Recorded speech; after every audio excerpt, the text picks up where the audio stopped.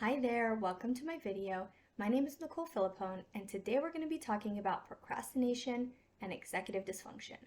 Now, there's a huge misconception that procrastination is just laziness, and that might be the case for some, but it certainly isn't the case for many, if not most, neurodivergent individuals.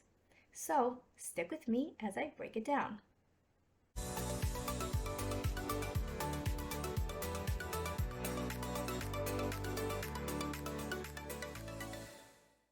If you have a hard time keeping up with appointments and other responsibilities, or doing regular important tasks like taking vitamins, flossing, brushing your teeth, taking showers, or starting important tasks that are either complicated or have multiple steps, like paying bills, doing laundry, updating your kiddos' wardrobe every season, this is one I personally struggle with a lot. You might have executive dysfunction, which is extremely common in those who are autistic and ADHD. Of course, procrastination can easily be a choice. At the end of a long day, you might think to yourself, I'd really like to work on that side project, but I also don't have the energy for that right now, so I'm going to give myself the evening to relax instead. That would be a choice. But what if you want to work on that side project and you just can't seem to get started? Or what if you know how important it is to pay those bills, but just can't get yourself to do it? Or what if you realize you're spending a ton of money on monthly subscriptions that you aren't using, but you just can't seem to get into the mindset to unsubscribe from them? Or what if it's been days since you took a shower, but you just can't get yourself to take one? Or what if you know you need to sort and put away the laundry, but just can't seem to get started on it? Or what if you realize how important it is to have regular checkups with your doctor and dentist, and you don't schedule them because it just feels too difficult? These are all examples of task initiation difficulties and are more than likely related to executive dysfunction. In other words, brain wiring.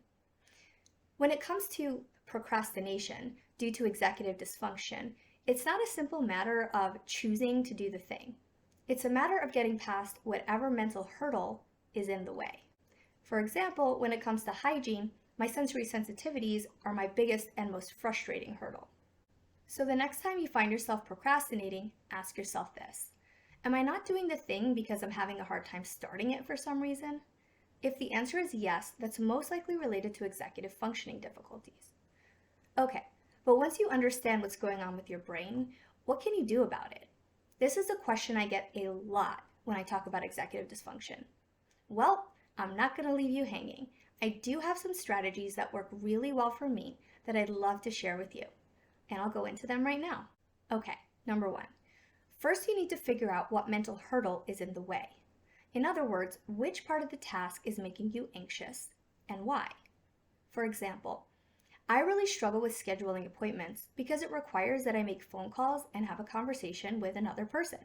Being autistic, this takes a huge amount of effort for me. Another example, doing laundry. For me, the part that stresses me out the most is the sorting. With 5 people living in the house and twins who each have their own clothes and preferences, which I honestly just don't have the brain space to remember a lot of the time, it takes a lot of mental effort and energy to sort everything. Okay, so once you figure out the hurdle, next you need to brainstorm ways to make that aspect of the task less stressful or challenging. So for example, when I schedule sessions with my therapist, I'm actually able to text her rather than call. This is kind of amazing. And as far as laundry goes, my husband and I made an arrangement that he deals with the sorting and I coordinate getting everything put away when he's done, which isn't something that I struggle with. Now, every person will have different hurdles and different solutions for those hurdles. The important thing is to take the time to problem solve. And really, when it comes to any challenge related to neurodivergence, this approach can be extremely helpful, looking for the underlying challenges and then brainstorming ways to solve them. Okay, so now that you've figured out what your hurdles are and brainstormed ways to solve those hurdles, there's one more thing you can do to get started, and that is break the task up into itty-bitty steps, as itty-bitty as you can get them, and then focus on just starting the first one.